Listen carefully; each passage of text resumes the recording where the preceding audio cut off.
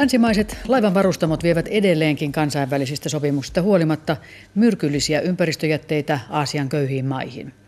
Kävimme tutustumassa yhteen maailman suurimmista laivapurkaamoista Pakistanissa, joka on ollut päätepysäkkinä myös suomalaisvarustamojen aluksille.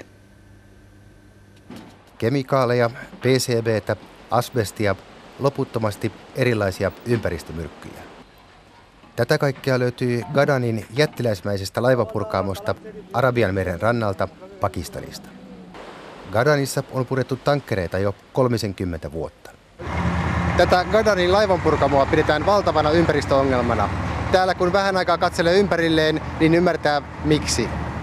Baselin sopimus kieltää teollisuusmaita viemästä laivoja romutettavaksi köyhiin maihin. Tätä sääntöä on helppo kiertää. Muutamaa ranskalaista ja englantilaista kohutapahtumaa lukunottamatta ongelmasta on mieluusti vaiettu. Suomalaisvarustamot myyvät aluksensa yleensä jo ennen romutusikää, mutta tänne moni niistäkin lopulta päätyy. Kuvio on harvinaisen selvä.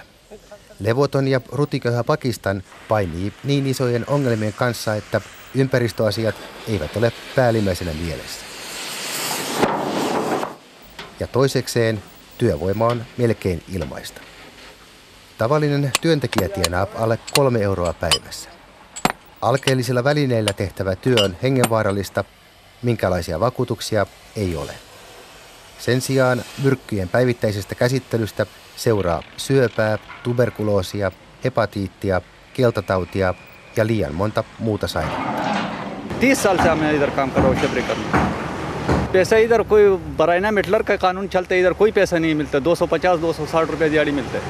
अपना पैसा खर्च करते हैं, तो हम ये चाहते हैं कि हमारे लिए बड़े लोग शेख लोग जो है ना. Ongelmat ovat tiedossa, ratkaisut eivät. Pakistanin suurimman päivälehden ympäristötoimittaja saa vapaasti raportoida asiasta, mutta suuri yleisö ei tiedoista hetkahda. Elite class, they know it, but they don't give it a damn. I mean, they are not concerned with it. And politicians, they just carry on their business and don't do anything about it. It is frustrating because you keep on writing same thing again and again and again, but nothing is changing.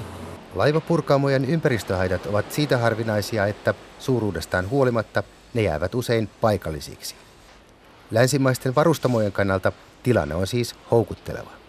Rahaa säästyy ja ongelmat pysyvät kaukana.